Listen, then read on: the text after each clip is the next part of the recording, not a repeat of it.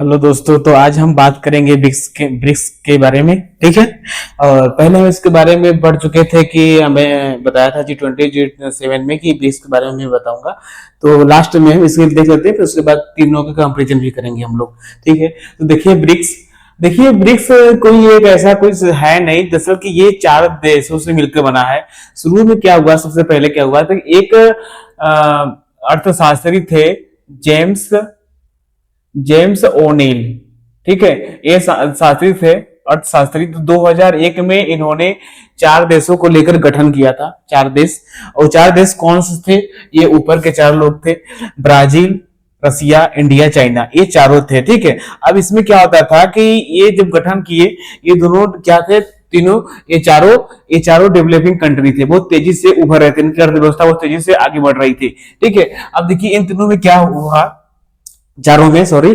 तो क्या हुआ कि 2006 से ये लोग, इन चारों देशों के जो वित्त मंत्री थे, वो मीटिंग करना शुरू कर दिए। ठीक है। आपसी सहयोग देना, बातचीत करना, ये शुरू कर दिए थे 2006 में। फिर क्या हुआ कि 2009 में इन लोगों का एक शिखर सम्मेलन हुआ, 2009 में। ठीक है। जब 2009 में शिखर सम्मेलन हुआ, एकदम पूरा अच्छे से हुआ, तो इन लोग क्या हुआ कि ये लोग इसको नाम दे दिए पूरा कि ये संगठन एक प्रकार का हो गया है। ठीक है। जैसे कि G7 G20 था, वैसा ही बन गया। तो आप देखिए ये पूरा बन गया, चाइना, इंडिया, रसिया, ब्राजील, ब्रिक। ठीक है। लेकिन 2010 में क्या हुआ कि साउथ अफ्रीका भी इसमें आ गया। ठीक है। साउथ अफ्रीका आ गया तो इसका नाम क्या बन गया, ब्रिक्स। समझे, BRICS। अब देखिए इसका नाम, देखिए 2024 से क्या हो गया है, ब्रिक्स प्लस। क्या इसका नाम हो गया है, ब्रिक्स प्लस। क्यों? क्योंकि 2024 में देखिए मिस्र, इथोपिया, ईरान, यूएई आ गया। फिर 2025 में इंडोनेशिया भी आ गया। ठीक है। हालांकि देखिए इसमें जो यूएई है वह औपचारिक रूप पर इसका हिस्सा नहीं है। टोटल 10 हो गए हैं, लेकिन औपचारिक रूप में इसके नहीं हिस्सा लिया, मतलब इसका सदस्य नहीं बना है। ठीक है। हिस्सा लेता है सम्मेलन में, लेकिन मुख्य सदस्य औपचारिक रूप पर नहीं बना है। 2023 में अर्जेंटीना को भी निमंत्रण भेजा गया था, हालांकि उसने बोला कि मैं थोड़ा और लेट इसका सदस्य बनना मतलब कि बनूंगा। ठीक है। अब आगे देखिए इसे, मेन मुद्दा इसमें क्या रहता है, मेन मुद्दा 2 होता है, जियो पॉलिटिक और इकोनॉमिक। जियो पॉलिटिक मतलब कि ये सारे देश आपसी सहयोग करेंगे आर्थिक व्यवस्था पर। ठीक है। लेन देन, सहयोग, व्यापार, ये सब बातों पर, और आर्थिक संकट के बारे में ये सब का मुद्दा रहेगा इन लोगों का। ठीक है।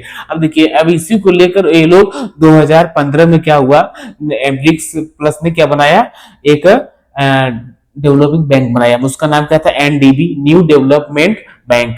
अब इसमें क्या था कि आप अपने देश के आर्थिक व्यवस्था को बनाने के लिए, लोन लेने के लिए इसमें जा सकते हैं। ठीक है। अब इसका कहाँ मुख्यालय है, ये है चाइना के संघाई में। ठीक है। चाइना के संघाई में इसका है। ठीक है। आगे देखिए, इन लोगों ने एक और CRA बनाया, CRA कंटिन्यूएशन रिजर्व रिजर्व ठीक है, रिजर्व अरेंजमेंट बनाया। इसमें क्या रहता है कि देखिए जो हमारा ट्रेड होता है इंटरनेशनल, वो होता है डॉलर में। ठीक है। अब मान लीजिए इसमें से कोई भी देश है, ठीक है, जिसको आर्थिक संकट के समय में उसके पास इतना पैसा नहीं है कि वह अपने जो इंटरनेशनल ट्रेड है, मतलब व्यापार है, उसमें भुगतान कर पाए अमेरिकी डॉलर में। ठीक है। तो यह यहाँ से 100 अरब इन लोग इसमें शामिल है, और 100 अरब में से वह कंट्री ले सकती है पैसा देने के लिए। ठीक है। ट्रेड के लिए, व्यापार में, इंटरनेशनल। और फिर उसके बाद में उसको देना पड़ेगा, क्योंकि इसका पूर्ण होना चाहिए 100 अरब। ठीक है। क्योंकि बाकी देश भी इसमें शामिल है। अब आगे देखिए, इसमें देखिए अभी तो यहाँ इंडिया की हम लोग बात करें तो इंडिया 2012, ठीक है, 2012, 2016, 2021 और 2026 में भी इसका बन चुका है, मतलब कि सदस्यता, मतलब कि इसका शिखर सम्मेलन यहाँ लिया है, अध्यक्षता इसका किया है। ठीक है। 2026 में भी हो रहा है। ठीक है। आगे देखिए इसमें क्या होता है,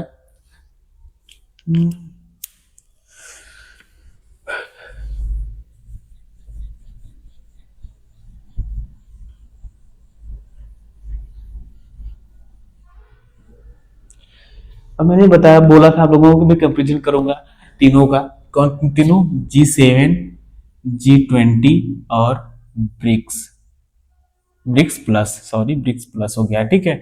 अब देखिए इसमें इसमें क्या है, G7 में जो जो मतलब कि जो विश्व के टॉप विकसित कंट्री हैं वही है, ठीक है, केवल 7 कंट्री, समझ में आया। और इसमें क्या है, विकसित और ये डेवलप्ड, ठीक है, डेवलप्ड, समझ जाएंगे आप लोग ना, जो डेवलप्ड हो चुके हैं।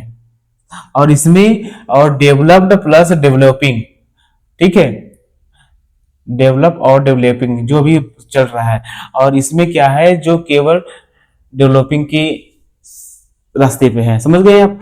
अब देखिए इसमें क्या है कि इसमें G20 इसके पास देखिए केवल 10% आबादी है, इस कंट्री शामिल है। इसमें है 45% आबादी इन जिनमें, और इसमें है 30 to 35% आबादी है। मतलब कि जो ये सब कंट्री इसमें शामिल है, ये अपने देश की जो उसको मिला के मैं बता रहा हूँ, पूरे विश्व का 10% आबादी इसके पास है, G7 के पास, और इसके 45%, इसके बाद 30 से 35% आबादी इसके पास है, ठीक है। अब देखिए सबके पास सबसे ज्यादा पैसा किसके पास है, इसके पास है, क्योंकि इसमें डेवलप्ड और जो डेवलपिंग है ये कंट्रियां इसमें शामिल है। अब देखिए इसमें G20 में से ब्रिक्स में 4 देश शामिल है, कौन कौन से, यही है 4 देश, 1 2 3 4, साउथ अफ्रीका भी है, ठीक है, 1 2 3 4, साउथ अफ्रीका भी G20 में शामिल है, समझ गए आप लोग। तो कोई क्वेश्चन आ गया कि इन दोनों में से कौन कौन देश शामिल है, तो ये निशान बना दिया है मैंने, ठीक है, ये G20 में भी है और इसमें भी है, समझ में आ गया।